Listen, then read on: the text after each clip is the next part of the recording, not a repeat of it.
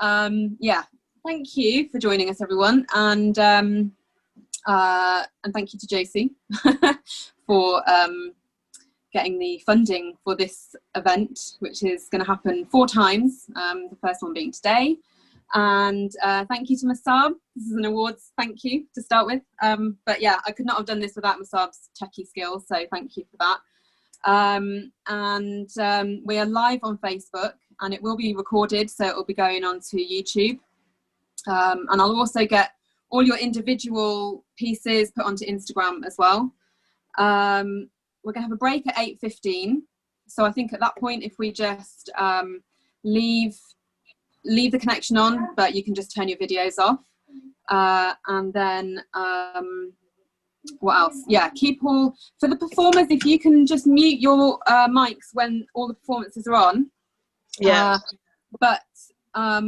And then everybody else, all the audience, if you don't mind, just keeping your mics muted. But if possible, maybe have your videos on just so the performers can see you. So they're not speaking to blank screens. That would be nice, if you don't mind, but it's not essential. So I think that's it. Josie, anything else you want to say? I think that's it, yeah. Thanks all so much for joining. It's very exciting. It is exciting. It's our first live since lockdown, so yeah. So let's do this. Yeah, okay. So we've got Hamza first. Hamza, do you want to actually, should we just go around and introduce yourselves, performers, if that's all right? And then we'll come back to Hamza. So Hamza, do you want to start with your introduction? Okay, assalamu alaikum everyone. Walaikum salam. So yeah, I'm Hamza. I'm a politics student. Yeah, that's it really. Don't have much more to say. I've been in poetry for maybe just under 2 years now. I started when I started university, so October 2018.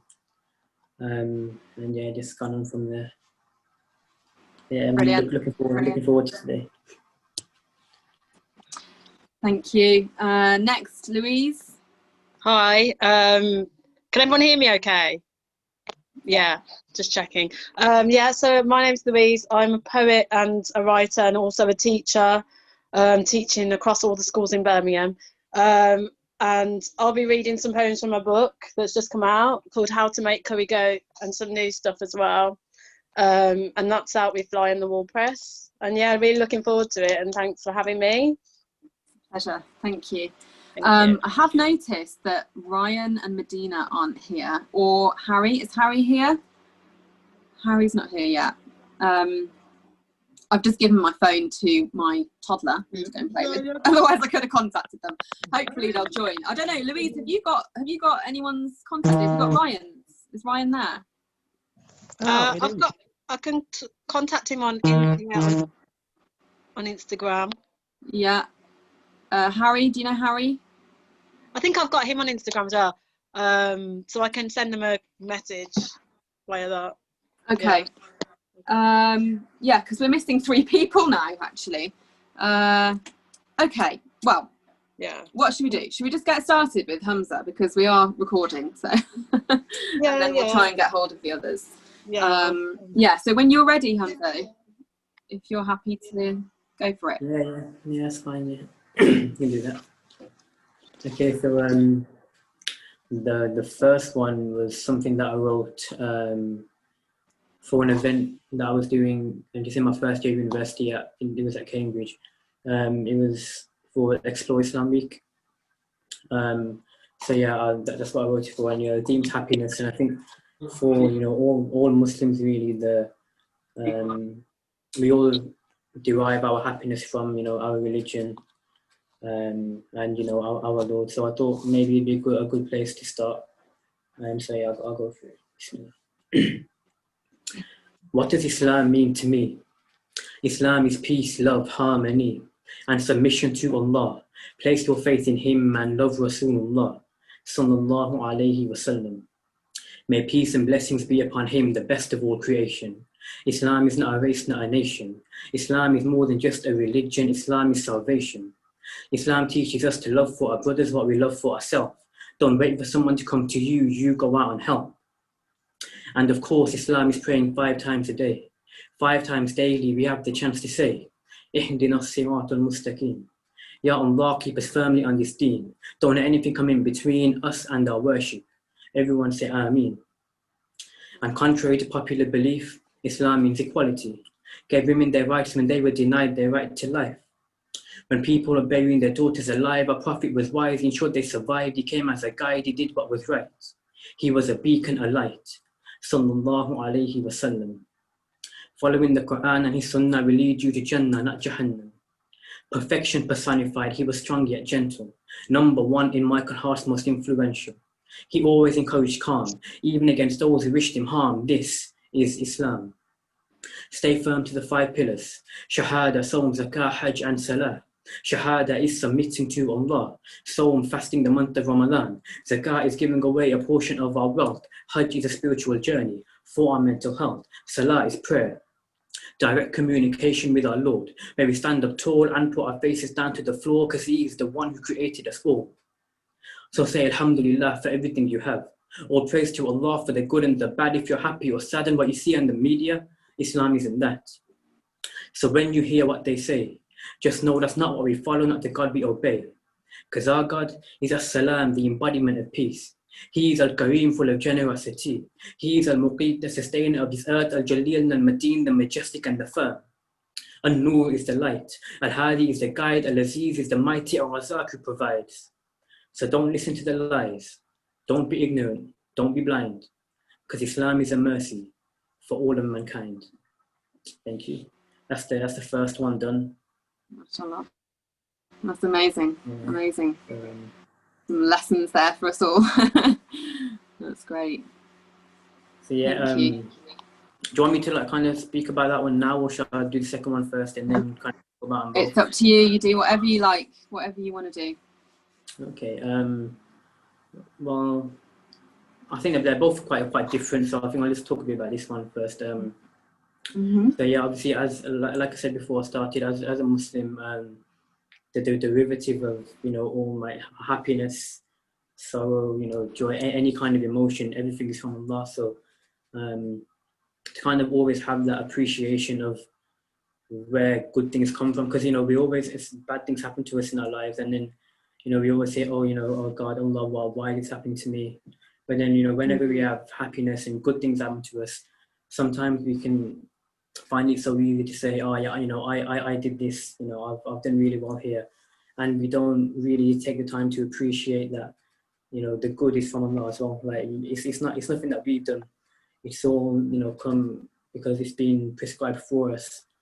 And so yeah, I feel like it's really important to just always have that kind of grounding, and always to understand that anything that happens in your life, good or bad, is from Allah. So that was the main point of that poem. Well, as well as the fact that it's for Explore Islam Week event. So it was kind of about the basics of Islam, and for people that didn't really maybe have an understanding of what Islam was. So yeah, that was really my thought process behind the poem anyway. So if I move on to the second one, if that's okay. It's just a short one as well. I wrote this today actually. I was only going to do the one, and then something just popped into my head, so I wrote a little. It's only like a minute long, and I wrote it. So yeah, I'll go for it now. Surrounded by nature, see the birds and the bees, the earth and the trees, a slight little breeze with the rustle of the leaves. I'm liking what I see, brings a smile to my face. The beauty of this world, it just cannot be replaced. See, our lives are so busy, and it's nice to escape. Take a moment to breathe and enjoy a bit of peace. Get out and be free.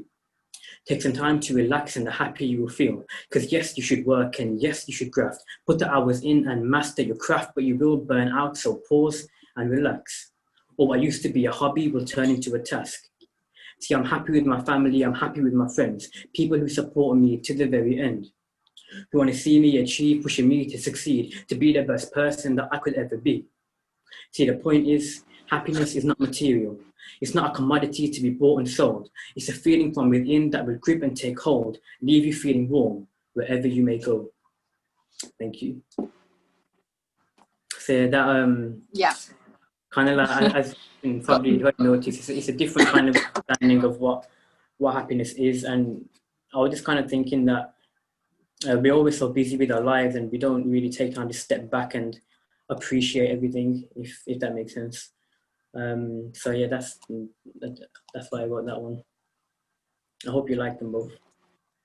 Yeah, I did. I'm sure we all did. I can only see you and me at the moment. Is that? I don't know if anyone else is. I don't know what you can see, but yeah, I love them both. Like loads of lessons in that first one, and sort of autumn vibes in the second one. Yeah, with the leaves falling, and yeah, we're in that time now. Yeah, we need to appreciate everything we have, and remember Allah when things are bad, but when things are good, you know. And we can forget, I think, can't we? When things are going really well, we feel like, oh, I'm doing so well, it's all about me. Yeah, but you know, yeah, in those times we need to. That's maybe the true test, isn't it? Is to be grateful in those times. Yeah, amazing. Thank you so much, Hamza. And yeah, thanks for starting it off for us. Thank you for having me on. I really appreciate asking me to come. No, it's our pleasure. It's our pleasure. Thank you so much. I don't know what time it is, and I think we're running a bit early. I just I need to get my mobile phone so I can try and it's 1:15 right now, so oh, is it? Okay, we're a bit early, okay. But we could Louise. Yeah, okay. Have we got everybody here now? Have we got Medina yet and Harry? Medina's going to come on soon. Sorry? Medina's going to come on soon, I think. Okay. Okay. Josie, do you want to take over for a second? I'm going to run and get my phone, and I will be back in 1 second so that I can... Or, Louise, did you manage to contact Harry? Have you got... No, Ryan, you've got Harry's number, haven't you? Ryan, can you hear me? Someone call me. Yeah, sorry, Ryan. I don't think Harry's online yet. Sorry, 1 second. Could you say that again, please? Yeah, I can't see that Harry Alimo is online with us, and I don't have my phone on me. You want me to give him a message? Yeah, could you just drop him a line on Instagram, maybe, or however you would normally contact him? Okay, yeah, I'll do that now. Okay.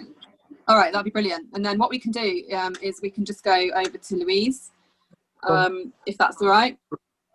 Yeah, that's fine. Yeah, okay. I'm ready. Hi. Okay. Sorry.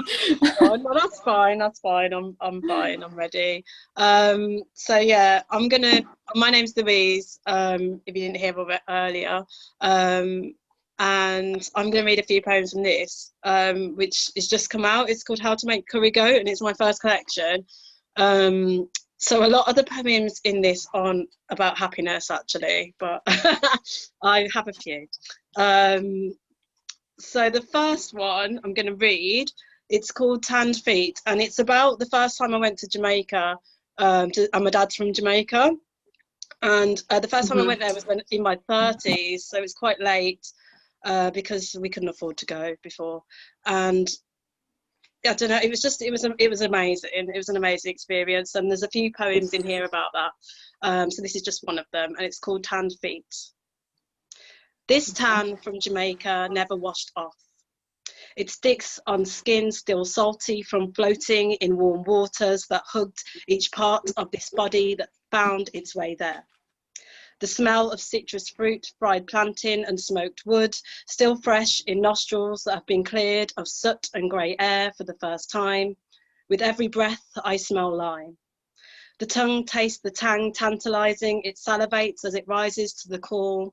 Hot sauce, sweet sauce, and asks for both. I hope that life is not too hard here.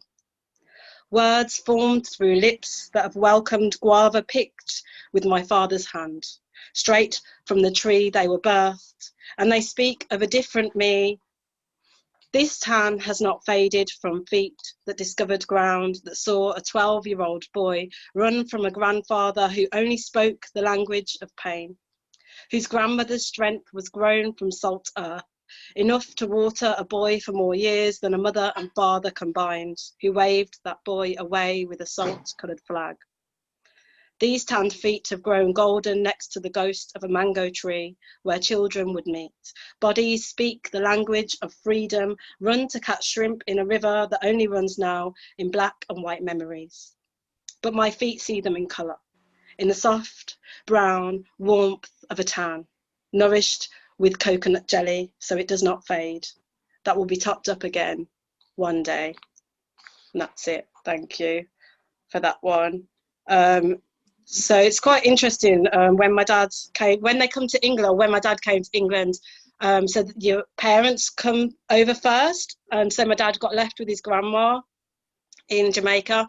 And when I went over there, I learned a lot of the stories of his life growing up, because he never used to tell us, but a lot of his family were there telling us all these stories, which is what a lot of the things in that poem are. And it's just, yeah, it was such a great experience that I hope to do, or to relive again one day. Yeah. The next poem is called Solo Female Traveller, and this is, so I thought it kind of relates to happiness, because I was kind of thinking of what makes me happy. I always feel pulled between being settled and not being settled, so that's what this poem is about. Solo Female Traveller.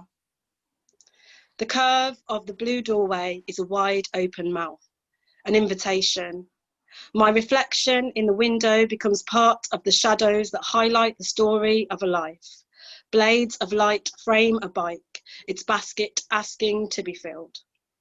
One day, I will call a place home, hold a key that I have 2 copies of, lock the door behind me, turn the heating on, leave my shoes beside the door. As dust glitter falls like getting undressed after a night out. Dappled sunlight pushes itself through crimson curtains, demands them to be opened.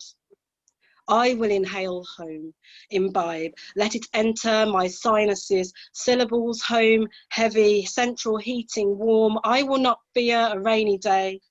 My feet warmed in worn, extra thick.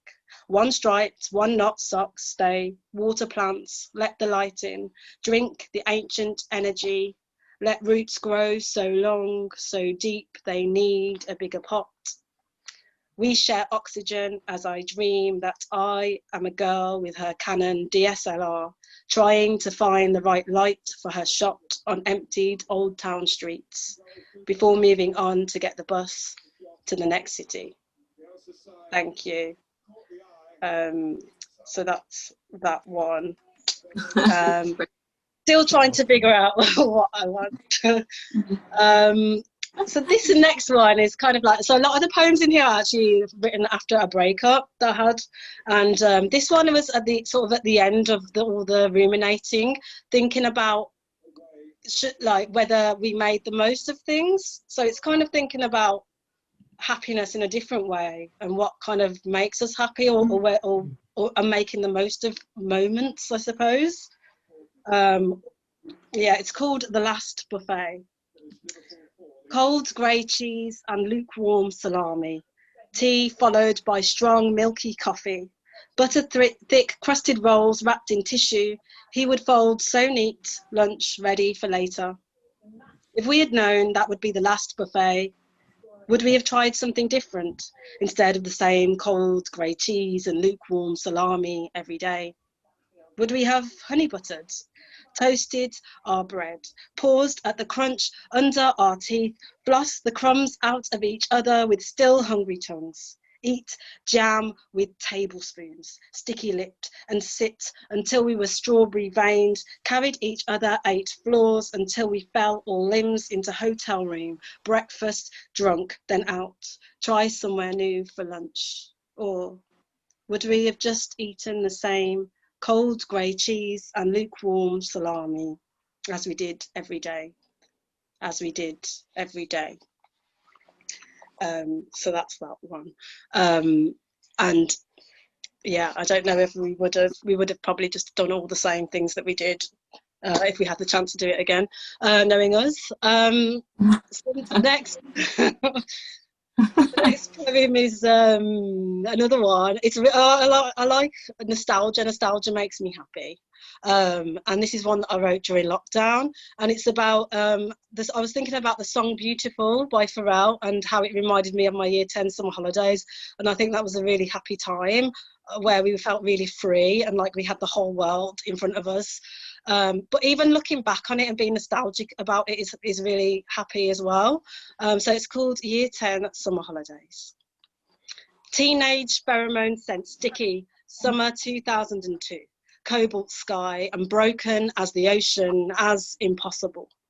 We were more free than escaped parakeets. We had money for bus fare, curfew sands, our call to action, change for halves on 10 Richmond Super Kings, meet in front of the steps, put in with us, call back to the phone box, pick up outside the flat, steady hands, 2 sheeters, 2 drag pass. We made stories out of the horizon, weaved possibility out of cloud skin, shared a Walkman, single headphone in, tape recorded jungle raves we saw in sisters stumbling upstairs, sirens punctuate our retelling, eyes closed so tight we were there with our sunbeam sways. That would be us one day.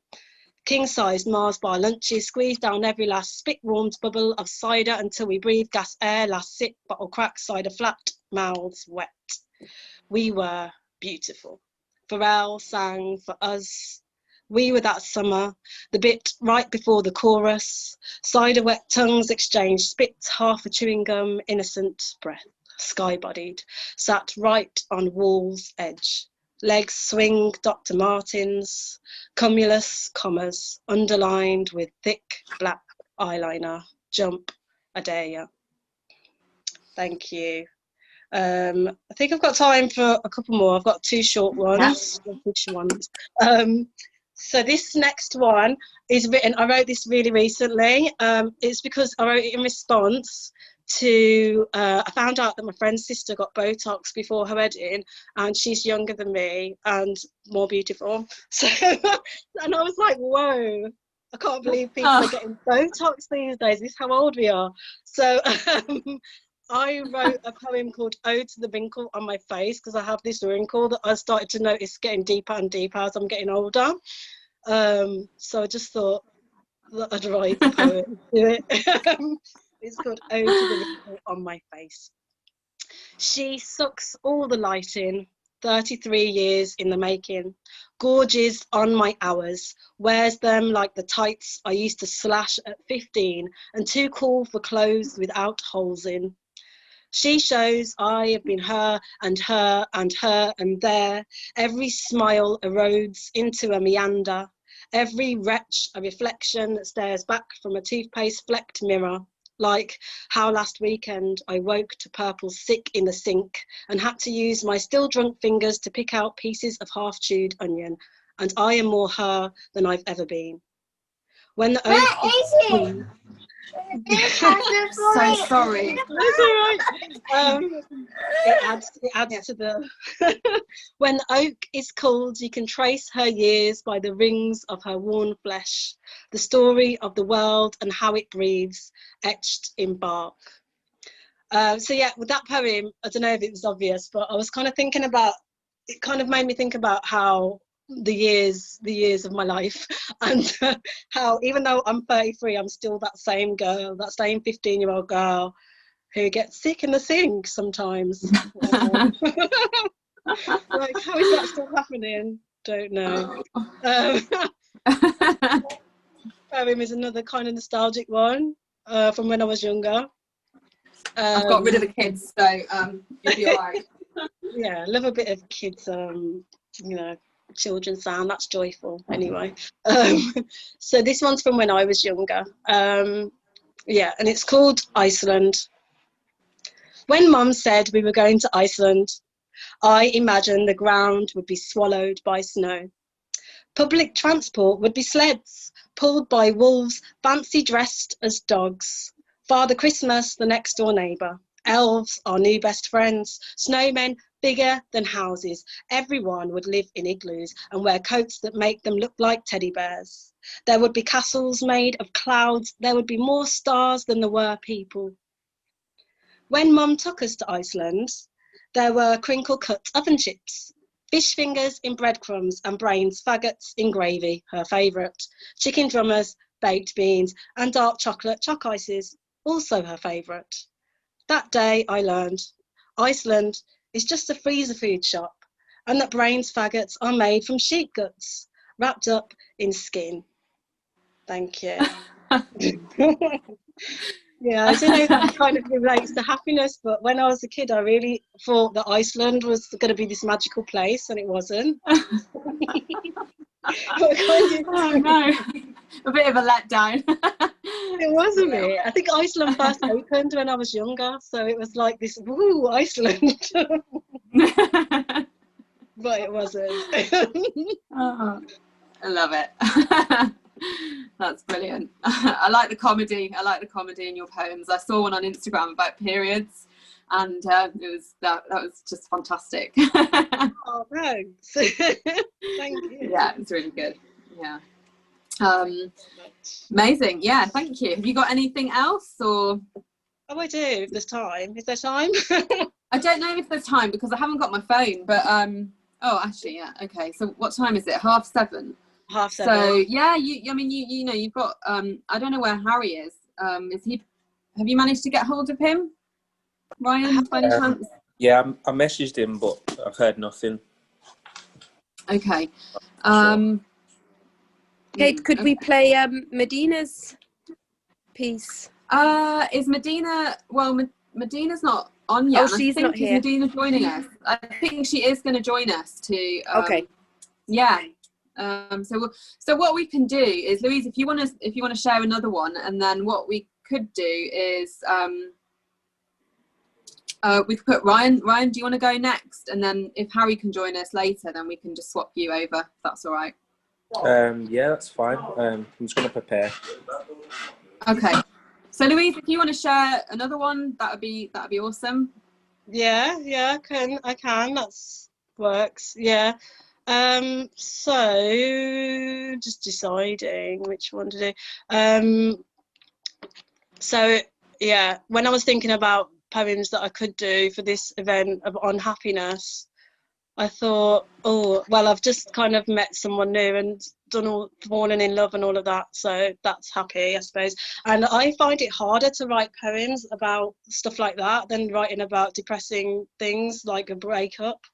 So I set myself a challenge of writing about it and trying to write about it, and it's actually been really good to challenge myself into doing that, because people always say it's harder to write when you're happy, but I think if you just, the more you write, the more you get used to it.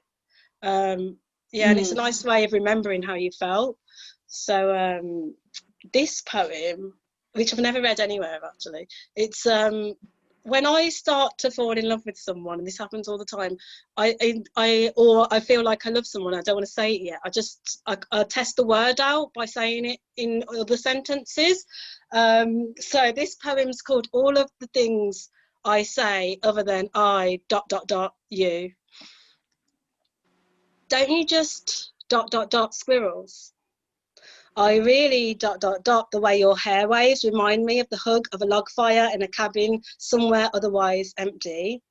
I ... that t-shirt. I ... dotted watching eternal sunshine of the spotless mind with you. Have you ever wanted to cut out part of your brain because of somebody? I ... the way your toes look like fingers of a very small hand that I would really like to hold. I really ... how spending time with you means I am now closer to understanding what it is like to have Bernard's watch. I ... all the angles of your body and how I imagine them when you are not there, all bent into my expectations. I ... the way your body feels when it is against mine, like how when you get a key cut, at first you have to wiggle it around the keyhole, and how after that it acts like it was always that key all along, not like you lost the one prior to that key and had to get a new one cut. You are so ... Lee. I ... the way you take me apart and put me back together again. make ... to me. What is ... anyway? Thank you. That's that one. Brilliant. Lovely. ... me. Oh, okay, brilliant. Thank you, Louise. Thank you so much. It's lovely to hear you. So what we'll do is maybe go over to Ryan, if he's ready. I'm just, just had to find a better location. Yeah. Are you ready? You're in the car. Sorry, just with my family, but it's too loud. So. Oh. Okay. Another weekend of hustling, bustling, trying to break through the small margins that can leave you parked, feeling distraught, or ready to pick up momentum and speed off yet again. Some would call it the parking system in all city centres, though you are not concerned with motoring vehicles or how to even appeal that fine. Instead, you want to use less than a double chance to succeed.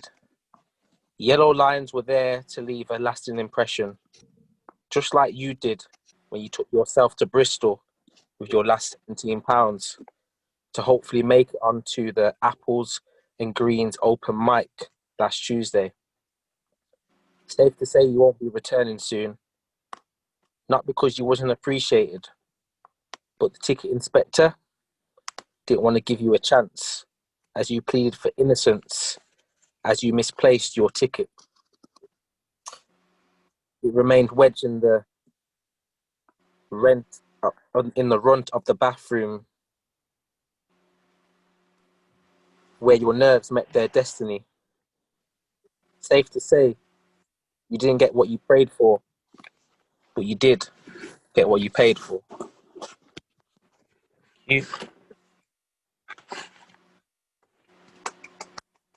So that was a piece that it was part of a free write.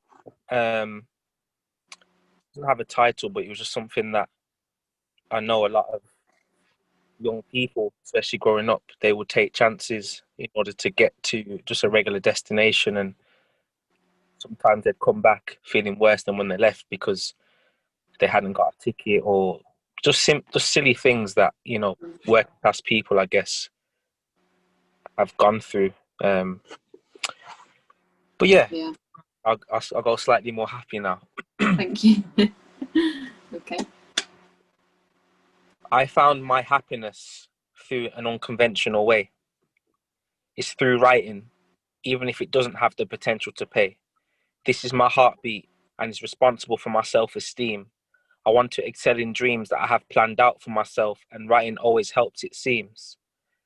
My poetry communities are where you can express and feel immunity from judgment and buffoonery. There's no difference between you and me, but spoken word speaks for me and is always true to me. A great man once said, "You need to find your purpose or you're wasting air." It's true, and it may make you scared, but do what you love and replace the fear, because on your deathbed, your dreams, you can't take them there. Let me make it clear. Only we are responsible for our happiness. And if you know how to get yours, make sure you use both hands when grabbing it. The letter I is in the middle of the word. That is no coincidence, because it should be central to your decision making more often than not. Nothing else should come into it. The opposite is what so many of us are living with in a world that is becoming more intrusive and less intimate. Thank you.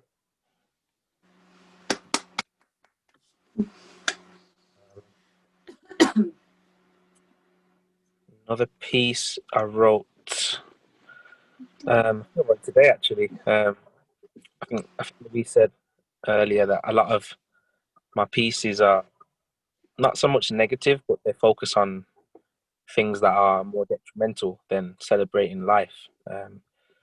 Something I'm working on, but it led me to this poem which I finished this morning. We like to compare money and happiness, as if both of them cannot coexist. One does not cancel the other. If you've got one, there's nothing wrong with having plans for the other, because some people never make plans till they land in the gutter. Happiness should be a priority, but things can become slippy if it's not, like putting hands in some butter. What we define as happiness, someone else might not be happy with. So don't question it if you ever experience it, because it's much better than having stress. You'll have regrets and things we wished had worked out different.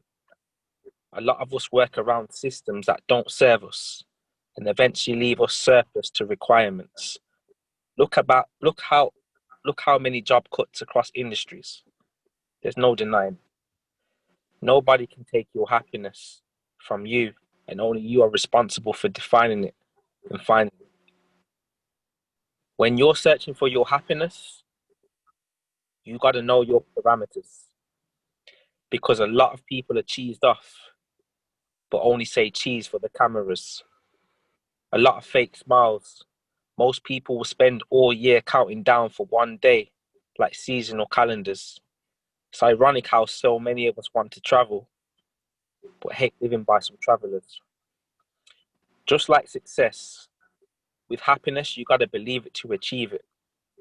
The reason that's important is because it's the most important ingredient. I comes first. Nothing else should precede it. And that's the mindset you need to see some achievement. We're living in times where we're conditioned to find something wrong with everything, and everything else is deemed as settling. But self-doubts are just like counselors. You don't have to let them in. Be honest with yourself, even if your happiness is in crafts, because life isn't a game. This isn't Minecraft. Doesn't matter what others think, and even if they might laugh, you know if your cup is half full or half empty. Something like a wine glass. Don't worry about things going wrong for you and having egg on your face, because sometimes you might crack. But put your head back in the right gear and just do it. Sounds like an ad for a nightcap. Thank you. Very good. I have another one. Okay. This one is a more general. Something none of these I've performed before. This piece was something that was more of an analysis of local poets. Not so much personal, but more of a celebration of the community, and where I think some things are going wrong. Just celebrating us as a community. I knew peace was on the way before this new peace was on the way. I know people from my way whose spirits have died, but they've still got time to meet their grave. I guess stress can be a blessing as long as you don't reap the pain. Gasping for air just before you scream the reaper's name. 2020 was meant to be opportunities, plenty. But I guess we need to stay in the right circles. The start of the year, my optimism was bubbling just like Purcell. Although they might not come to you on a platter, opportunities might serve you. If poetry is supposed to be an art and a craft, then it's time for some promoters to start paying artists in cash. And if that's not viable, pay the artist through backs, because it's time for our grind to be honoured its facts. This is our foundation. Our words break up the concrete issues in society. Call it groundbreaking. But we've still got steps to climb, like we've been assigned to the ground basement. But anyways, things are growing, progress is showing. But poetry is not always seen as equal to its artistic compatriots. You see, growing up, I used to be mad at this, but then I realised there's few things in this world that can match with this. Nonetheless, we can still all be a catalyst for change. Most of us aren't attracted to fame. We just want our art to be clapped for just the same. And it's a shame. But we do it for the love primarily. Poets, the only ones who can describe society's insanities. Yeah. Very good. Sorry, I'm nervous because these pieces, I've never performed them, I've never read them before, so. No, you're doing amazing. Thank you. I've got one last one, which is quite short. Yeah. What does freedom mean to you? Is it living free up in your truth? Is it healing from your youth? Or is it using your achievements as the proof that you've elevated? To me, it means no form of segregation within nations and people being able to cross borders without restrictions because their home countries are devastated. It's looking forward, not just existing for today. It's being at peace with the decisions that you've made. It's living for a purpose instead of just living for a wage. Freedom is priceless, and so is happiness. But it isn't always given, it's a shame. Freedom and happiness is a place of unlimited possibilities. Thriving in a space with no hostilities. It's where we've all got liberty without others taking liberties. It's an overhaul of the monopoly that colonialism created. It's nobody questioning who you choose to date or mate with. It's being unapologetic and not having to justify your statements. It's being free from incarcerations, opinions, and enslavement. Freedom, happiness. Thank you. Thanks, Ryan. That's really, really good. Yeah, really powerful. And yeah, thank you very much for coming on and sharing that with us. Everybody's just disappeared. I'm not used to Zoom. I've never done a Zoom meeting before, so it's quite strange, this whole setup to me. But I guess you lot are used to it. So anyway, I really appreciate you coming on and sharing with us. And I've just noticed it's getting really dark in here. Maybe should we take a break and hopefully I saw Medina's name come up. I don't know, is Medina here? She's not showing on here. I can't see her, but if we take maybe like a 10-minute break, and I'll try and get hold of Harry and Medina, and then we'll come back and carry on. Oh yeah, she's here. Cool. Okay. Well, anyway, we'll take a break, and then what time is it now? So it's 10 to. So we should come back at 8 o'clock then. Is that all right with everyone? Okay, you're all muted. I can't hear a single person. Yeah, we're fine with that. And Medina said hello. She's chatting in the chat. She said she's fine. Cool. 8 o'clock will thingy. So, okay. Shall we start at 8 o'clock with Medina then? Yeah. Hi, assalamualaikum, Medina. Hey, hello, Medina. Hello. Hi. Yeah. Okay. Let's get back to it at 8 o'clock then. All right. Well, Kate, who's next on the order schedule? Well, it should really be, it could be Medina, because actually Ryan swapped with Harry and Ryan was going to be at the end. So we could just go with Medina because Harry, I've got hold of him and he's getting online now. So okay, he'll be with us soon. That's fine. So should we start? Is everybody back? I think a lot of people are back. What we can do is if we have a quick chat with Medina, then when she's ready, I can play her video. Yeah, okay. All right, cool. So Medina? Hello, I'm unmuting myself. Hello. Yeah, hello. How are you guys? Hi. Good, yeah, great, thank you. How are you doing? I'm well. It's suddenly got hot again here. Well, it's getting cold here. I can feel it. I can feel it in my feet. For the purpose of where is here? Sorry, I should have told you where I am. I'm in Spain. I live near Granada, in the south of Spain. So yeah, it's a continental subtropical climate, which is not as fun as it sounds. Yeah, not in summer, not in the height of summer. I imagine it's probably in the height of pretty summer. oppressive. It's just I've had my brain back in action for about a week after about 3 months of not being able to use it at all. Yeah, not in summer, not in the height. I imagine it's probably in the height of pretty summer. oppressive. It's just I've had my brain.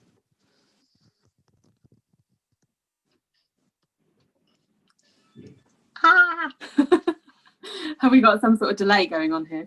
I think we must do, because I did I hear your voice twice, or was it two people talking? I couldn't tell. Yeah. Yeah, no, I didn't just repeat the same question again. Okay, so you're in Orchiva, is that how you say it? Yeah, well done, Orchiva. Most of the English people here just say Orchiva, because there's a lot of Brits here. It's not so expatty, it's more hippie. There's a lot of people from all over the world. It's very diverse. Not very integrated, I've got to say, but yeah, it's interesting. It's an interesting place to be. I sort of feel like, because I went to SOAS in London, the School of Oriental and African Studies, and the JCR there was like this really amazing, vibrant place, people from all over. It was very kind of, to me, especially at that time, this was like nearly 20 years ago, it felt very sort of boundary pushing and people really trying to unpack their privilege and things like this. And Sweetie, I can't talk now. I can't talk now. Sorry, Thomas Tank Engine is not interesting enough for these children. And yeah, so I kind of feel like coming to Orchiva was a bit like going back to the SOAS JCR, because it was just like lots of people sitting in cafe terraces, smoking and drinking coffee and talking about, revolution and things like that, and they're not doing anything about it. No, but well, it is a very, I guess. it's a nice place to be. Okay, cool. Are we okay to play your video now, and then we'll? Yeah, go ahead. Afterwards. All right, cool. One more.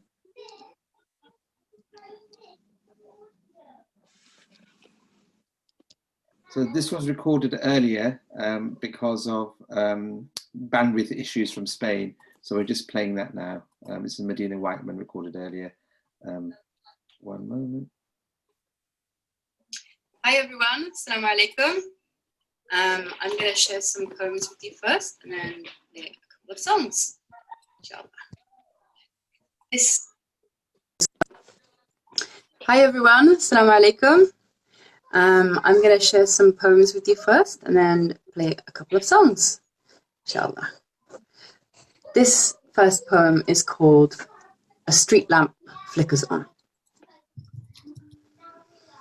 Okay. Thoughtfulness teacher. Deep open eyes behind spectacles, divided by the bifocal edge of cut glass as though brimming with tears, that return warped vision to aquatic clarity.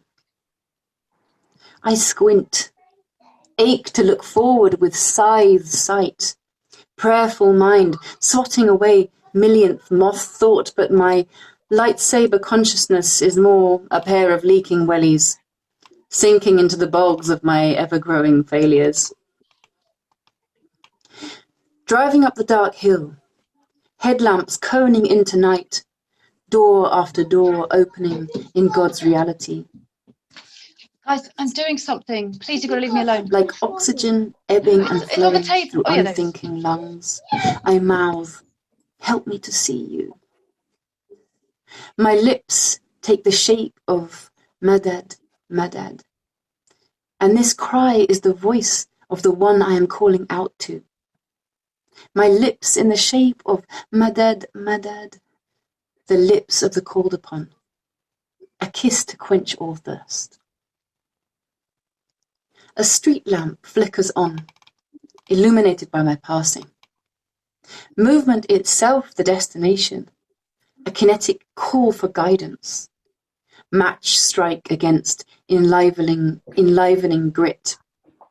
Flailing limbs that save mouths from inhaling sea. Rub of water molecules that releases lightning. Every secret earnest call of hope and pleading, each longing for light, is a lantern sent forward. clouds of them banking right up ahead, just the other side of the doors in the darkness.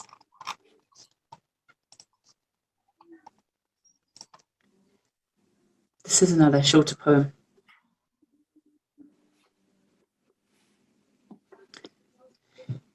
Everything is leaving, kissing us farewell or storming out with the door slam. You can call after it desperately on the off chance it changes its mind. But if you betrayed it by falling in love with the one who introduced you, don't expect a heartwarming reunion. It will come back crawling, promising flowers and forgiveness, but you did the right thing in cheating, for it betrayed you first, stole you from the sun, kept you in a dank motel room and called it happiness. No apologies, world. The ring you forced onto my finger was always a glittering vice, tightening when I wanted out, scratching my neck as I slept, dreaming of a mountain escape. All the beauty I cannot own is the only place I want to live. This is a poem. This next one is a poem called, it's quite strange pre-recording it, so I don't know what people's reactions are like, but this next one is called Batwing, and it's from a forthcoming collection of poems, inshallah. You can find my previous publications on my website, cavemum.com.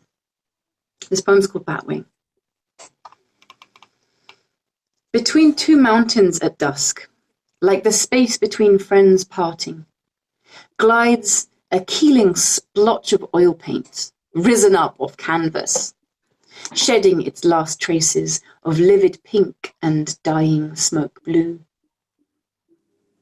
I'm on a waterlogged track, caged in by tall canes, without a clue of where I'm going, red sliver on my phone, entranced as night doesn't so much fall as blossom by degrees. A bat emerges scudding, and for once I don't think of rubber Halloween witch masks, but a soft, blunt, brown face we found one summer, snoozing in a cleft in a mimosa tree that cringed from our curious faces, taut skin between twiggy fingers held up over its eyes like open fans. I find the bank, recently gouged by a river that, in a fit of flooding, decided to reclaim the track, usually taken by 4x4s and camper vans, sliced a metre off the hillside, obliging walkers to wend new paths, carving fresh geographies with her unbankable force. This is what feminine looks like. Soft, clandestine, roaring, cool. This is what Layla looked like the night she put the spirit into Majnun. This is an invitation to close day eyes, let cat scents bloom. This is the disappearing top step, dream remembered as parallel truth. This is what most prefer to fear, warted mask, wolf howling at moon. This is the half of each sun cycle that most of us sleep through. This is the deep exhilaration of releasing all you thought you knew and feeling Earth's atmosphere darken as light years of depth touch you. A bat dances where the twilight pulls deepest, calling seekers of unseeable knowledge to shut up and come. Okay, I'm going to sing a couple of songs now. This one doesn't really have a name. Okay, it does have a name. I'm going to give it a name now. Every heart has a breaking point. Let's call it that. And of all the songs that I could choose, I don't know why this one just keeps wanting to be sung today. I guess because there's a lot of pain in the world, well, at all times really, but maybe we're just becoming more sensitive to it now. So I feel like it's really important to find ways to heal that pain and that trauma.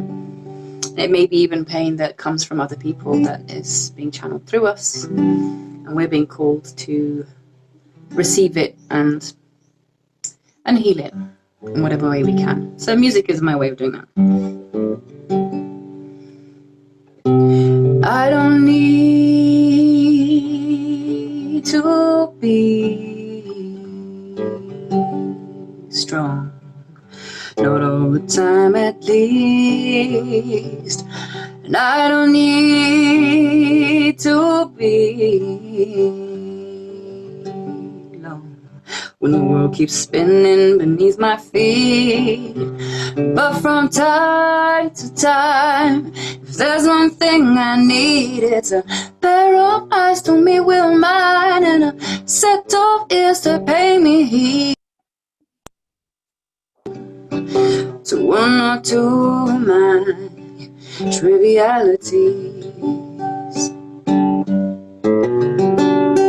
and I know that the world's got much better claim than me to your attention and your sympathy. But every heart has a breaking point, and mine is just caught up with me.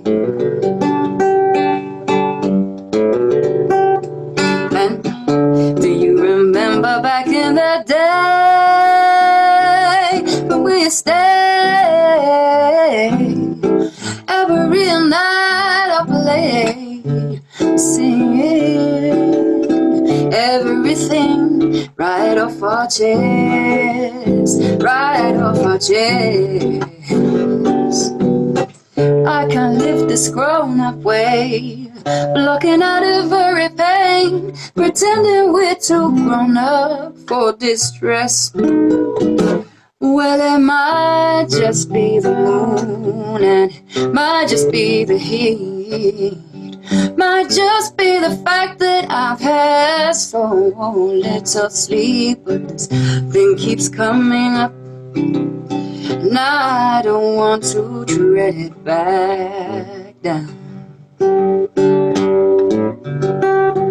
And it only takes a minute for my woes to be heard, and it's a favor I'd be so happy to return. 'Cause God is with the broken, surely we'll find treasure if we talk it out. But lately time's slipping away so fast, I can't seem to stay awake. There's no chance to thank the day for its blessings and its tests, blessings and its tests. So let's go back to back in the day and stay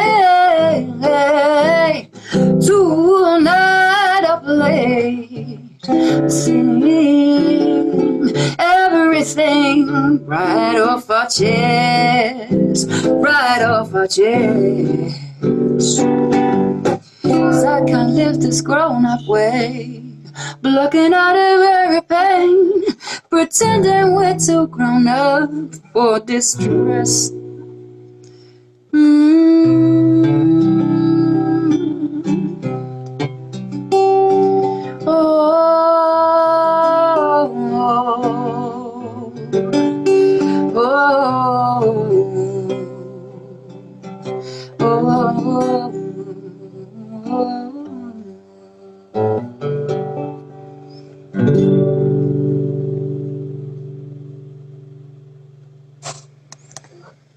I've got 4 minutes left. So I'm going to crack on and sing one more song. I do have intention to record all of these in an album. I'm recording bits and bobs here and there, but it would be really satisfying to, get together with a proper group of musicians and record it properly and master it and everything. So watch this space, inshallah. The song's called Sweetness.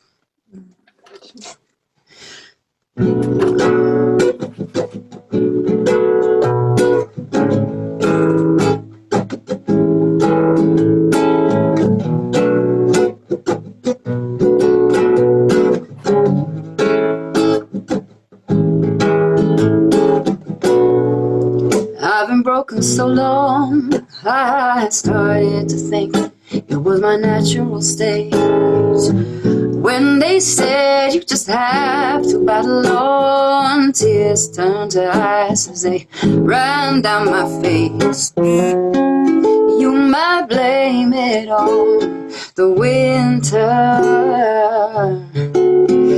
when life goes underground to grow. I'm just waiting for the springtime to melt my snow.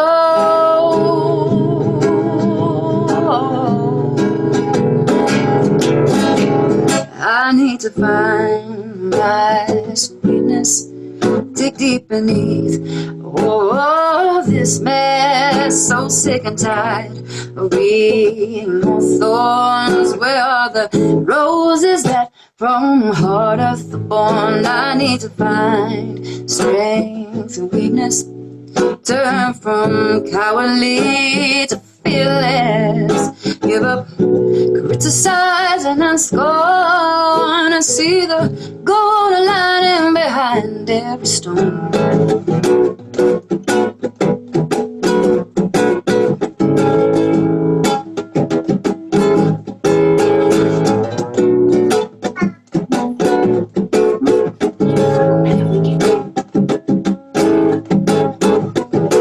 Never, never ends. Never, never ends. This spiraling violence is us versus them. Hunter shooting in the dark, mistakes a child for a doe.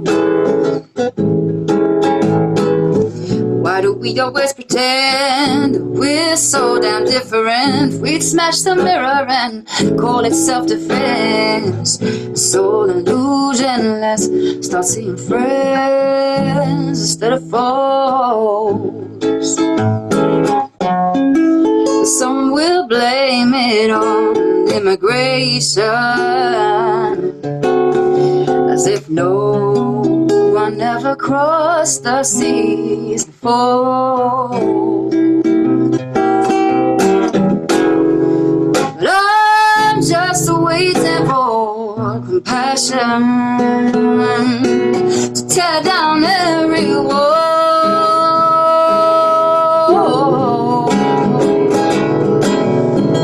I need to find my sweetness, technically. Oh, this man's so sick and tired of seeing more thorns. Where are the roses that from heart are born? We need to find strength and weakness, turn from cowardly to fearless. Give up criticizing and scorn, and see the golden lining behind every stone. Find your sweetness, dig deep beneath all this mess. When anyone is deep and unsolved, the whole earth starts weeping from mountain to core. We need to find strength and weakness, turn from cynical to innocent. Give up criticizing and scorn, and see the golden lining behind every stone. Golden lining behind every stone. Golden lining behind every stone. 'Cause we are golden.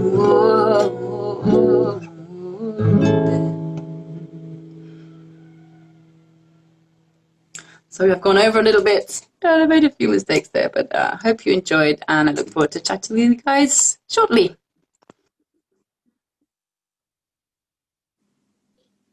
Hey, thank you. Thanks so much. That was a first time for me. I've never done that. Record and then stream through Zoom. It was a little bit choppy, but yeah, I hope. It was great. It was brilliant. Thank you so much. I'm really glad we did that test yesterday. Yeah. So, yeah. Yeah, but it was just beautiful. So when did you say the album's coming out, Medina? Oh, I've been, you know what, I opened a Launch Good crowdfunding campaign page to make an album. I think it was 6 or 7 years ago, and it's still sitting there. Haven't done anything on it. I work on other people's crowdfunding campaigns, so I'm kind of like always going from one project to another, and I just really need to actually do something like that, to just just to get pre-orders, you know, because I've got so much material that I could just, you know, record. It shouldn't be that hard. It's like, you've got like 4 albums. Oh my gosh, I could do one of just of my own songs, at least one CD, and then all of the like Sufi songs, like arrangements with guitar and with piano and drum, and like that's a whole other thing which kind of deserves its own you know, setting. So I'd like to, you know, do that maybe separately. I don't know, I've just got so many things that I want to do. Overly busy. Well, we look forward to that. Oh, thank you. I'll let you know. Yeah. Oh, thank you so much. Thank you for having me, Kate. I was going to ask about. No, it's a pleasure. It's an honour to have you all here. I mean, I've never done a Zoom. I did one Zoom call with some old school friends, like at the beginning of lockdown. That's the limit of my experience with Zoom. So this is. Hi Harry, you're there now. Yeah, this is just great. I'm so glad that you've all come on, and we've got some audience as well, and it's being recorded, and yeah, it'll go on YouTube as well, and then I'll also put all of your individual pieces onto Instagram as well. So yeah, so we can all watch back, and yeah, so thank you again, Medina. Thank you. I think, should we go over to Harry now? Are you ready, Harry? Yeah, I'm ready. Can you hear me? Okay, cool. Yep. Oh, okay, yeah, good. Can everyone hear Harry? Yeah. All right. So I literally was just like getting my friend back to mine, just make sure I can do this. But we're here now. Oh man, what should I start with? I thought you'd just like done a runner. And I literally was running all the way. I was like in town, and I was just like running all the way down, and I was making sure that he came and it was sorted. I've literally just been blitzing it, so I was just like, I'm gonna make sure I get it done properly. All right. So I'm probably gonna start off with a poem that I did at the start, and I met my friend Ray. This is Ray. He's a filmmaker. He's a photographer as well, and he's good at what his job is. And we're eating cake right now. We got hungry. He had a little power nap, like the music of the like. It was like it's a lullaby. It was beautiful. It was absolutely fantastic. I was just hearing it, and I was like, "Oh, this is just such a nice fucking nice vibe." Yeah, I hear you. All right. So the first poem I'm gonna do is the first poem that I did probably like when I met him, and then we did like a music video with it. So I'll probably do that right now. And it's about the question, where are you from? And as a person of color, as a like second generation of Pakistani migrant kind of like family, and growing up with that kind of like, I'm here, I've not been there, but we're in between, or like, are we there kind of thing. And it's called Where Are You From? And it goes like this. So he wants to know where I am from. I say that I am from a city so big that it has 1,000 ideas. Oh my God, wait. I literally just skipped over a whole paragraph. I'm gonna restart. Nervous? Yeah, man, I'm nervous, man. All right. You know, I'm gonna pull it up actually. I got my laptop right here.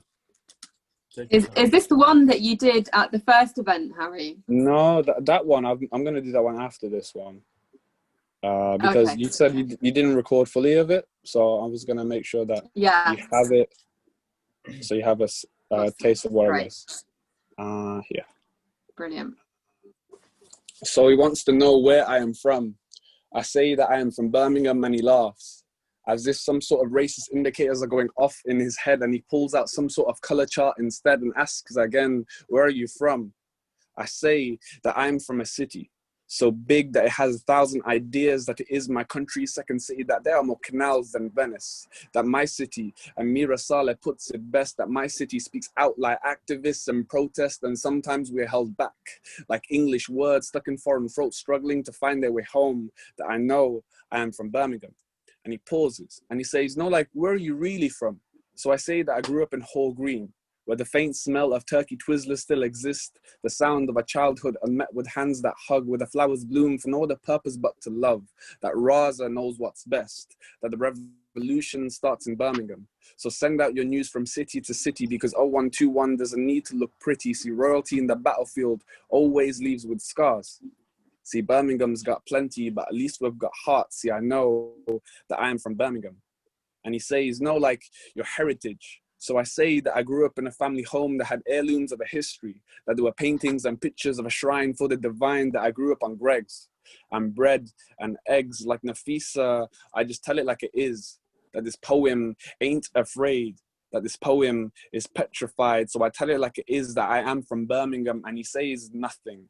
And he starts to ask nationalities as if I'm going to correct him, as if that is one job that this immigrant is going to steal, as if I'm going to resolve you of that responsibility to educate yourself. So, sir, I say out loud, what exactly are you looking for?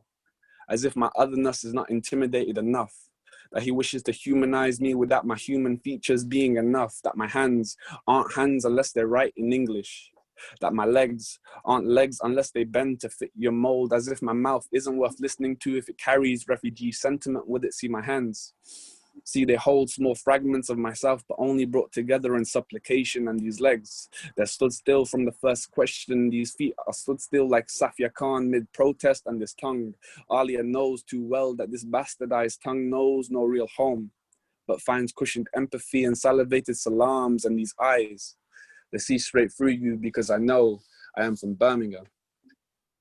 That's fun. Wonderful, man. So I wrote that poem for like, I literally, like, I had like this conversation with this random guy, and he literally was just like so adamant on finding out where you really, why are you brown, basically. It's like the best way to get into it. And I'm like, I'm not afraid of it, but I'm just like, I like to just like say like I'm born here, born in the hospital here. I've never traveled outside of the country, so I have no reason to say I'm otherwise somewhere else. But it's fun. It's a fun story. Yeah, and like yeah, every other person of color that my friends are saying, like every other person that we of color that we know has been through a certain similar situation with that, and especially as like the younger generation, like. How do you emphasize that kind of conversation? How do you bring it to the table? How do we cut it up and like show that there's levels to it? And even if there is levels to it, how do we respond accordingly? You know? What's the correct response? What's the correct response? What do you want a story, or do you want to? Do you want a story, or do you want to just like no? I don't know. So the yeah. Do you want to know, or do you want to pigeonhole? Is that how it feels like? Do you actually want to know and like learn, or do you just want to know like, exactly where to put me? Yeah, it's like as soon as you find out we're migrant, we're other, we're like, oh, so I like the cuisine that you guys make, and I'm like, okay, cool, that's nice. Well, this one I get a lot. That's like, literally, isn't it? Slumdog Millionaire, yeah. German. No, that reminds me. One time I was in Farm Foods, isn't it? And like I was walking down, and this couple just looked at me for like 2 seconds, and was like, "Oh yeah, we need naan bread." And I was like, "This is like the funniest." I was like, I should have wrote about it, but I'm like, it's a funny little thing. Anyway, we need naan bread. We need naan bread. Oh my god!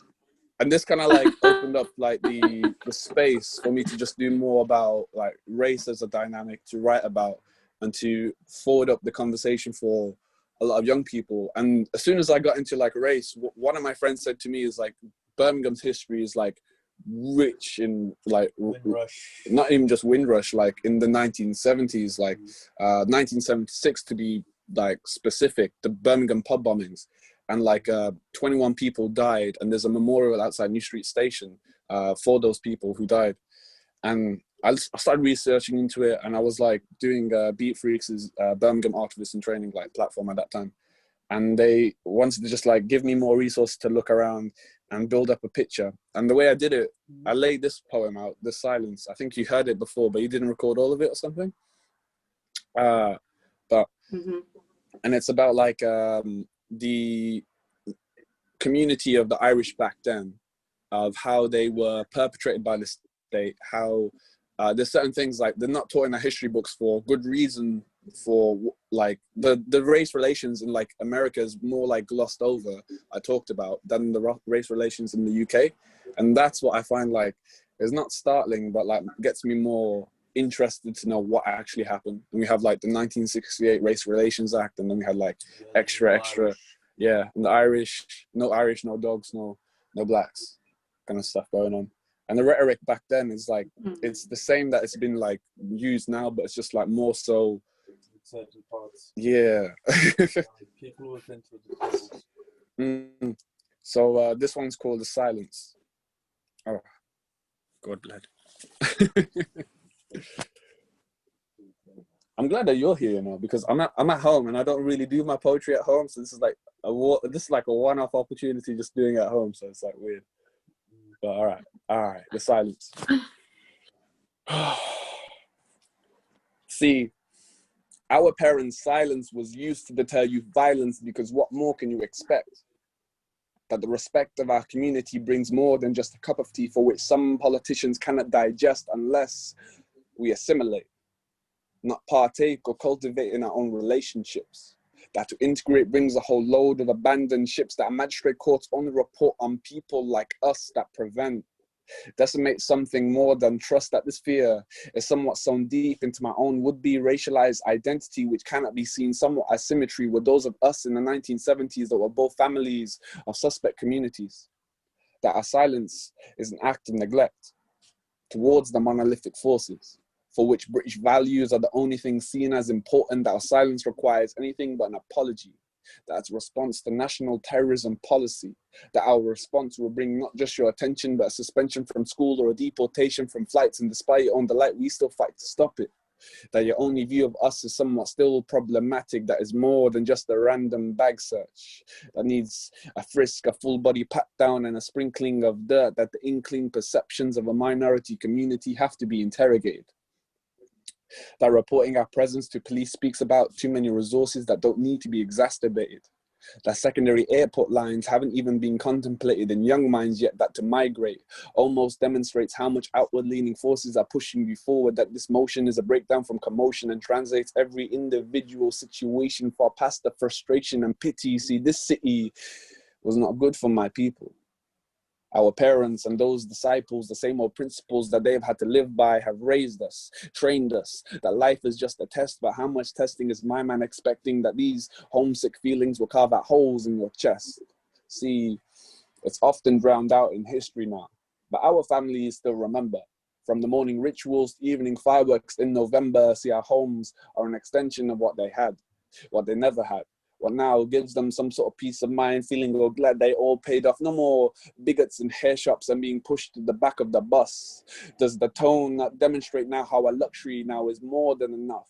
That people around you present a side of you to passers-by, and asking why to people's assumptions are challenges that my parents have never fully been able to exercise. That reports and hate crimes are the only things presented to the Prime Minister on question time. That this belonging isn't all about the pushback around you, that the surroundings reflect our hard work, but not our names, that our work is expendable, but not comprehensible to be pushed forward to the front of these same old institutions, that these rooms have not just used us, but take us for granted. And isn't it about time that we dismantle this ideology that cannot be like the artifacts that aren't in fact from here, which have so much in common with me, supposedly. And although the satisfaction of an interviewer getting what they want doesn't give you time for a trigger warning before they disappoint, those questions like, where are you from? Originally, geographically, and sometimes never fully being direct, are questions that make my answers look like suspects. That the othering is not the only thing covering one's identity, like a hijab, that the burqa and niqab have to be questioned, if not more so objectified, that our behaviors in mosques is already watched, recorded, and classified. And I just feel our literature just needs to be exercised. See, my parents grew up to the preservation of the word terrorist being almost synonymous with the Irish. And now I'm growing up in the same space but different age, where my own face is being picked apart and perceived to carry the same name. But rest be assured, the face can change, but the hate always remains the same. That's the point. Yeah, I know, innit? That's good. Ah. That's the first I've heard of it. Yeah. Wow. Okay. It's the first time my friends heard this poem. I was like, I thought I did this in front of you earlier, but you didn't even listen to it. Okay. Thank you. You're probably asleep at that point.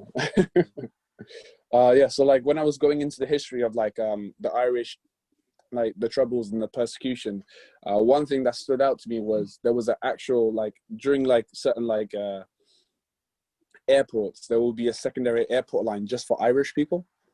There was a play done at the Gap Arts Project in Borsal Heath where it was a family of Irish descendants would change their hair, would change their accent just to fit in. They changed their names as well just to fit in. And it was a really nice dynamic. And they asked me to perform this poem specifically for that night. And it was pretty nice. Yeah, man. How am I doing for time? Wow. Yeah, you've got time. You've got time for actually, what time is it? I don't even know. It's we've had everybody. So if you've got more, then please feel free to share. Oh my God. I'm literally just like looking at my. I feel like we should unmute. Huh? We should maybe unmute. All the performers. What do you think, Josie? Because then we can. Yeah, because I want to hear their clicks on it. Yeah, exactly. It's like so feel free to unmute. When you're with like in like a poetry like event, normally like we click when we resonate with something, and it's like we feel it and you feel it, and it's like that sharing kind of exchange. And normally when I'm performing like on an open mic or something like that, it kind of gives a lot of the young poets space to breathe. So like it gives them a chance to be able to be like, oh, so I'm gonna do this, I'm gonna feel like this, I'm gonna try that, and slowly they build up a whole picture of what they're gonna create. Just looking through now. Do another one? Yeah. Are you sure? I've got time. I'm just thinking. I'm trying to find one. I'm gonna have to refresh this because I put all these like. Oh, there we go. I clicked search or something like that. That's why I was just like looking at all these random ones. Notes. I've literally just got like my notes up on here, and I'm trying to find. Oh, here you go. Finally, they've all loaded up. Finally, yay. Oh, so like this is probably like my first like slam poem I probably wrote, and this was like when I was like I was in love and I was doing all those things, and I was just like having fun as a young person. And now I'm just like, I'm looking back at it and I'm like, it's kind of like, I started to meet like these battle rappers, and they started to like train me up because they were like, you do good words, like you have good words and like alliteration and all those different things. But it's pronunciation, isn't it? And that's how you're able to change the whole atmosphere of the room. Oh my God, I haven't done that poem in so long. I'm gonna try it. Try it. Oh my God. It's like what is this? There's something on my laptop. There you go. Okay. Sorry about the mess in the background. It's artistic expression. So it's all right, don't worry. I ran out of wallpaper.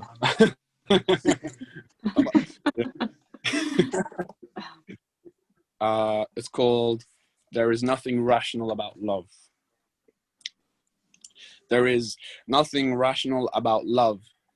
Slow it down, see, she said that there is nothing exactly rational about love. See your hands, they would tremble in its very presence. See your kneecaps, they would shudder together like silver spoons, reminding you that love can be both a luxury and an undeserved privilege. For example, it's like taking a written exam that you haven't even signed up for, and you're not even in the slightest of having the feeling of being prepared. See, whenever I get in love, my mind is in a constant state of flux. It's mixed between the feelings of the warmth of the summer breeze and, oh, swear word. See, I'm not much of a love poet, but what I've learned about love is that you take the tiniest of things, kind of like your own eyelashes, about how they are like violin strings that play on someone else's heartstrings each time that we blink. See, love is in every heirloom left inside a grandmother's jewelry box. It's in teenage girls' diaries and a young man's innocent smile. See, I'm not much of a love poet, as I've been on both sides of the double-edged sword of love, of what love can become. I've seen young men with shotgun barrels for mouths that have carved out bullet holes into young women's hearts. Switch up gender roles. I've seen young women with shotgun barrels for mouths that have carved up bullet holes into young men's hearts. See, I'm still not much of a love poet. See, my type of love is sitting beside my fondest memory, drinking away some sort of love potion. See, home for me was a place that stole the keys to my smile, but the only thing closer to unlocking my happiness was your spare key, tucked between your curiosity and kindness. See, I'm still not much of a love poet, but if I was to rearrange the entire alphabet by putting you and I together, I would not. Because there is no shortcut to love. See, love is an acceptance letter waiting to be received. Love is 3 parts to a story all at once. Love is kind of like a tidal wave. Scratch that. Love is more like a car crash, except without both seat belts and airbags, so these scars can tell the stories of exactly how I fell for you. See, I'm not much of a love poet, but if I was, for this moment right here, if I was, I'd write about how you smiled, about how it was like a daylight robbery stealing my heartbeats. I'd write about see, I'm still not much of a love poet, but if I was to write about love, I'm sure we would know who would be writing to. I need to edit this poem. I haven't poem in so long, so I think I performed it once, and that was it. I just left it alone. All right, I'm gonna do one more poem to like close up. Well, what just happened? All right, cool. One more poem to close up, and then if anybody on the poet kind of circle is willing to just do anything, that I'll welcome it. Is that okay? Yeah. Oh, okay. Oh, I got scared there. I couldn't even see my I see myself within this kind of little, and I'm like, am I just talking to myself here? Like, is it just me? Oh. We are here. We're listening. Oh, that's nice. All right. So there's like there's a metaphor like I like to describe. When you like certain poetry nights, they'll only happen like once a month, and it's like going to this space, and then when you want to go back to it, it's not there. So it's like it's only there for that specific amount of time, and it's like a nice little bubble. And this poem's called Playground. Around the corner from my grandmother's house in Aston, there was a park that my grandfather took me to. See, my grandfather passed away, and now years later, that same park has been uprooted and replanted with grass. See, the memories may be vivid with laughter, but now years after, myself older, I see myself recollecting fondness with this space. As an escape from the day-to-day divorce with my own parents. As a place to be reunited with the friendly faces of the local neighborhood. See, this space only exists as an echo of my childhood now. As an echo of freedom somehow, of dreams that built me up to keep myself growing. See, this place is overflowing with childhood nostalgia, of what adulthood is coming soon after, to bathe once more in its innocent laughter is what I strive for. And as cars go down the road beneath the hill, I see off into the distance of an alien city that I used to know. And now this city has led me to grow flowers here, to bloom in its melancholic bloom, to sweep away the last autumn's leaves without a broom. And as my feet kick away the dead leaves, I sigh in relief. And I'm reacquainted with the child that I used to be, just doing it because I wanted to, unsure and misconstrued, as if I was entitled to do so in the first place. And isn't it about time that these same old dreams came true? That there's no need for any more solitude in its fruition. That there's no need for a preconceived belief or a premonition, because once you've planned it on paper, it's about time to set in motion rather than later, that these emotions of joy have planted its own seeds for me to grow in a city that needs me to present a mirror to it. That my perspective is both critical and not negative, as it's on the nose and uses the same old coded language that only we know, that Pigeon Park isn't a landmark for tourists. The Aston Park isn't all eerie and dark, that all these same old buildings that we look towards in hope and waiting will soon end up like Notre Dame, in full blaze, and separating people's experiences from those that know the space and those that will be provided with a new face to gaze upon. That only cigarette smokers lay upon this grass now. And isn't it a shame for the foundations that once stayed are now forever gone? Yeah. I just tapped there. I was just like, yeah, you can't even see that. Okay. Sure. Oh. Yeah. Thank you. You're welcome. I was just like, I don't even know what else to say. I was like, yeah. Okay. Yeah, thank you. Yeah, applause. Everybody applause. Yeah, so hang on a sec. Ooh, how do I do this? Participants. Oh my God, no, that's not. Okay, so I think we've had everyone. Ryan, Harry, sorry, what were you saying? You wanted to like, bring someone in, like, or give the floor to any poet that wants to do an extra piece just for the close up, innit? Yeah. Does anybody want to do anything else? Hi, Ryan. I see you, Ryan. I see you. Have we got? Ryan's got a lot of poems. I'm just saying, like, Ryan's got some vibes on his side. I don't know if everyone can see the comments, but there are comments of, people saying they love your work, Harry. Oh, you did it.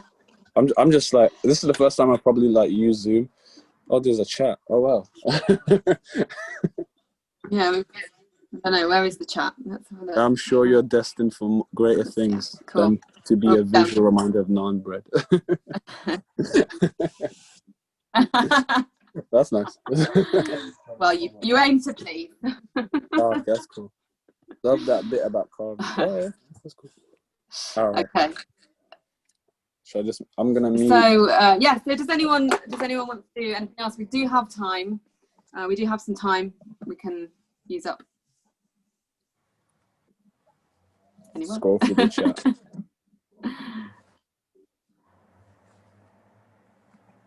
It's not essential. That person. Yeah, that one. That one over there. That one there. That guy. That person over there. I see them. Like, that's you, Ryan. Oh. You're being pointed at. Have you got anything else? There's no pressure. Medina's got her guitar. Woo woo woo. Oh, another song. Yeah, another song. My friend's like literally like he was like vibing with that song. So wonderful. Yeah. So beautiful. Wouldn't mind hearing that again. Yeah. Louise, anything you want to share? I mean, I can. If okay, Medina, do you want to do another song?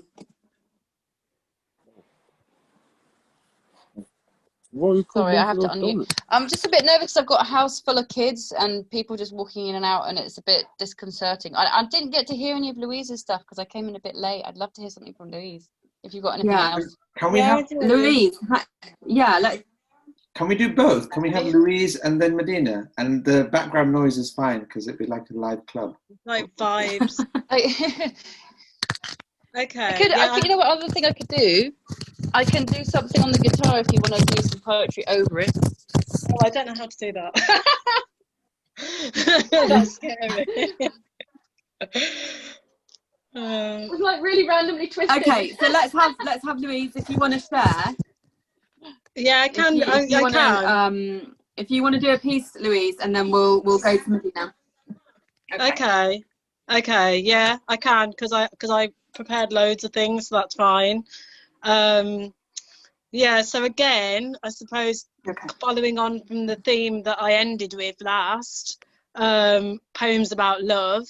I wrote one recently, like the other day, thinking about how, when you fall in love, you make promises to each other like, oh, I'll never leave you and stuff. So I wrote a poem based on that. And it's called When I Say I'll Never Leave.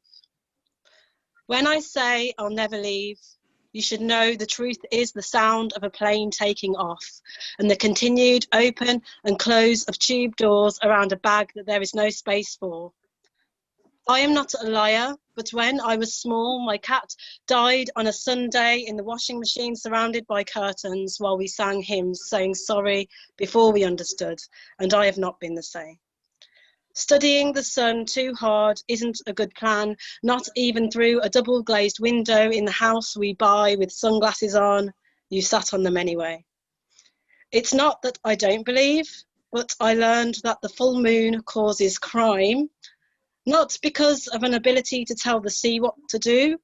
or alleged collusion with menstruation, but simply because there are more crimes to commit in the light. So let's try not to think too much about any of it, but maybe let's remember to double lock the door before we say goodnight. Thank you. That's that. Brilliant. Oh my God, I'm scared to ask, but did your cat really die in the washing machine? It did, yeah, and it was horrible. It was really horrible. Oh my and it was, goodness, that is... Yeah, it really did. And it yeah, was... you don't have to talk about it. That is awful. That is so traumatic. As a child, I can imagine that was pretty difficult to take. Yeah, it happens more often than you think as well, because I still think of it. That's obvious, clearly. I wrote that last week. Oh. Yeah. I love that image of the tube doors trying to shut. It's like this kind of irrational thing, like, shut now. Why is it not shutting? There's this bag in the way. That's brilliant.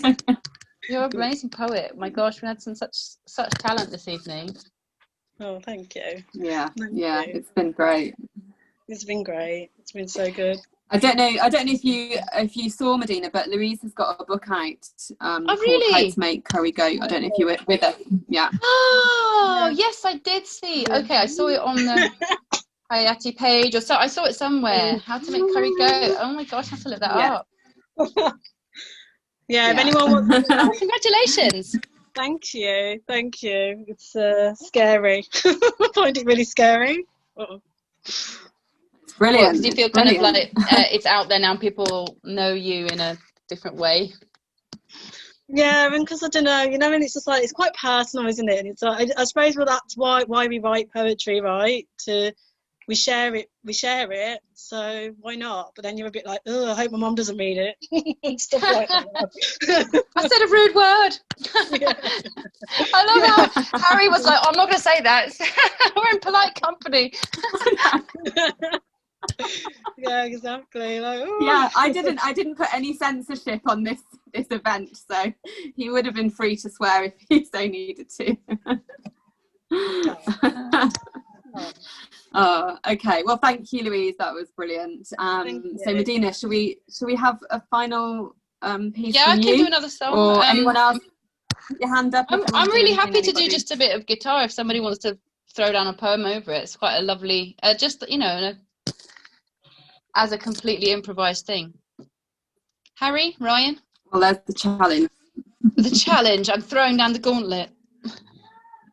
I don't know why, because I haven't got anything to play, but I just like that idea of just starting from nothing and going, oh, see what happens. Yeah. Do you know what I mean? Yeah.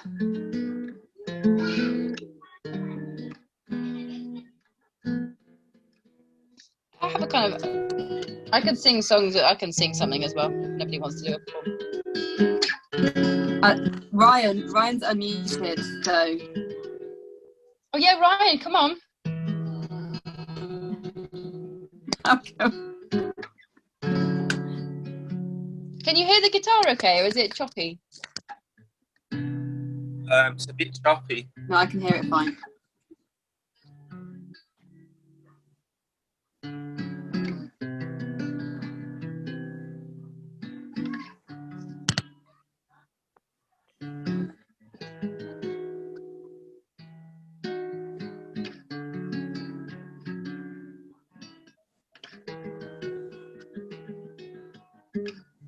Do you feel like freestyling?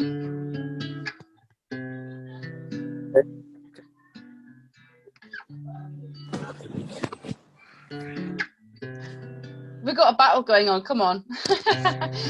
Who's going to jump in? You feel anything? Oh, no.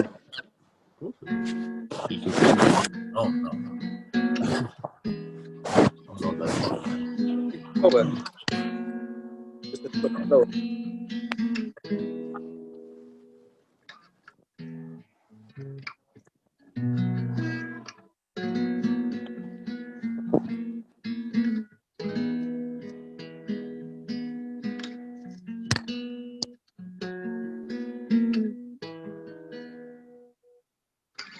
Right, if not, I'm going to sing a song then. think But it'll be a really mellow one, so you can all just fall asleep. His screen's frozen, so. Oh no! I'm The video, does it sound okay? Yeah, I can see you. I'm ready. I'm ready. You ready? You want to do something? Something. Yeah. How about something? I think. You gonna go? Cool. All right, let's do it.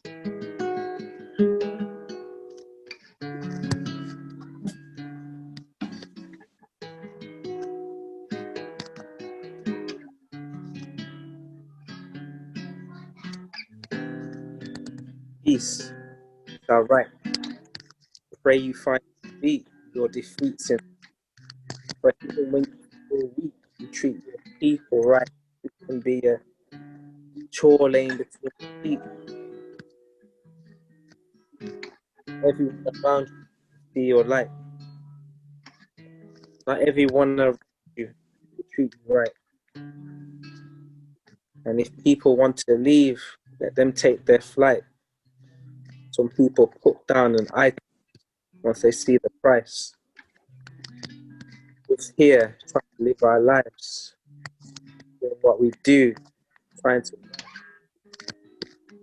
young people fight, make it out of the problem that we live every day. That's what Hey, nice.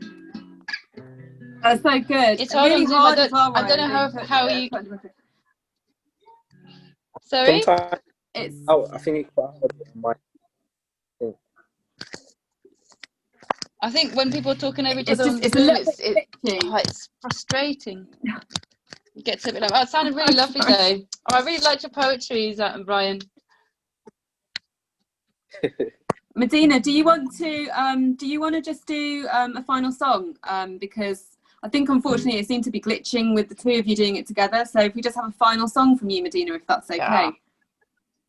Yeah, sure. Oh, another time. It'd be nice. I think what I'm going to have to do is because I really love playing together with people, especially that kind of improvisational vibe. So I think, yeah, it's nice to just actually have recordings and send it to people, throw something else on top of it, send it back, do that kind of thing. That actually seems to be where we're at the moment. It's just we're in this weird planetary glitch, aren't we? Everything's just gone a bit weird.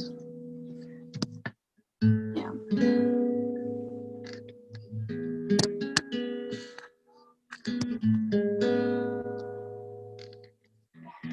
Oh, you don't recognize anyone. Roaming life and no man, no place to call you home. You're looking to sow seeds, put down roots, but seems all the plots have been taken. But you know every pain is a learning curve, and the lesson that's waiting here for you to learn is that your home is back before you were water. Back before you were prohibited by borders. Before you knew the meaning of poverty or nation. Before they taught you to feel different from your neighbor.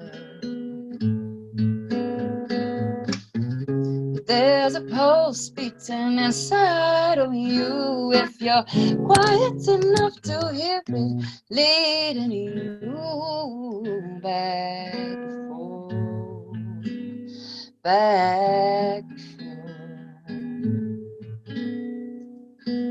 Does it sound okay? Brilliant. Okay.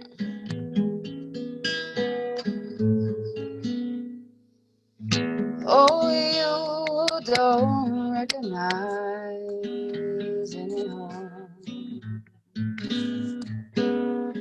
Flitting like a lone bird with no place to call your own.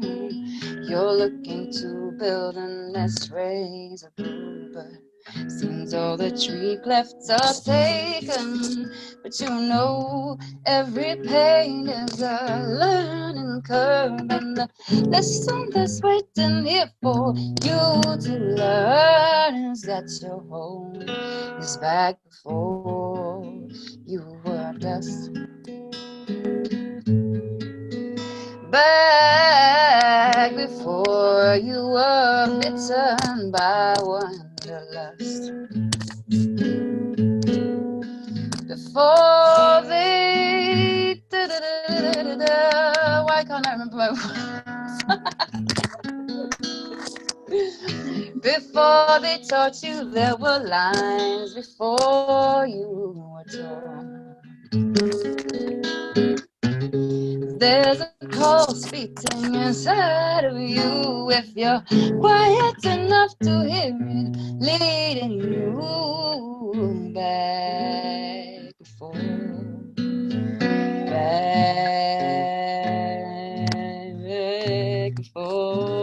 Sorry, I haven't practiced this.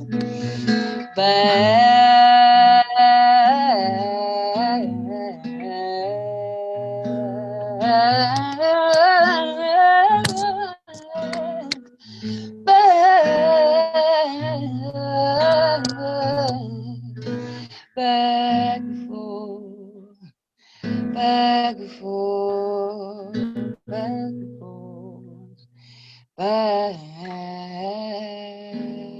before. Sorry, that's what you get for something.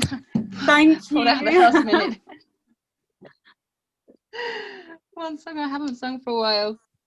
That's really beautiful, beautiful. Thank you so much. So, you've just got such a beautiful tone to your voice, and the guitar playing is just so relaxing and just so wonderful. So yeah, it's been such a lovely mix of performers today, and I'm just really grateful to all of you for coming. It's my first Zoom, it's Josie's first Zoom. So yeah, I'm really, really pleased. Thank you. Like I said, I'll put all the performances, well, the whole thing will be on YouTube, and I'll try and cut it all up so that I can get each of you onto Instagram, yeah, thank you so much. Does anyone from like the audience want to ask anything or make any, or come on the mic and say anything? Because I feel like I've just talked way too much. Yeah, so I have a request. Musab here. Could we get the performers to share their Instagram, Facebook public details, website details, so that we can then share those links as well, because there's some really, we'd like to hear more from all of you guys. So, it was such a diverse mix, but it all gelled really well together. That's the only comment I have. Yeah. I will obviously put all of your details and stuff onto Instagram. But yeah, if you want to, I don't know, do you mean to like go around and tell us all the like Instagram tags and whatever else? If we could like put in like the chat, that would be easier for people to actually get, I think, chat. Yeah. Someone's asking when the next one is, Kate. That's a good question. I think it's I want to say it's the 17th or the 19th. Yeah. 17th or 19th. Saturday the 17th. October. Yeah, which seems like a long way away, but I better get organising. So I've got a few people already. Some of you will already know some of the people that we've got next. But yeah, I really wanted to make the themes really broad, because I think there's more creative expression in that, isn't there? You know, when the theme is really broad. And also I wanted to get like a really good like age demographic as well. So if any of you know any slightly older performers, I'd love to hear from our older generation as well, if possible. I know some people. I know some people in the works, so maybe definitely. Okay, yeah. Tell me let me Instagram me their details if you could. But next month we've got. I think the theme is loss next month. I know someone for that. I know some person for that. Okay, so I've got a child lying on the floor here. Well done, Kate. Really well done. Thank You're on the floor. Thank you. Yeah, my kids are gate crushed now. They're on the floor. It's like that BBC it's just a bit too long. I've got a 4-year-old who wants. It's an alarm clock. Yeah, this is the alarm clock to finish up the evening. Yeah. It's like one of those BBC ones. Should we sign off? I just want to say thank you again. Thank you again, guys. Hopefully we'll see you again in the future. All right, goodbye to everybody. I'm ending the call now. You're welcome. Thank you. Bye, it's been great. Thank you. Bye. Goodbye. Have a good one.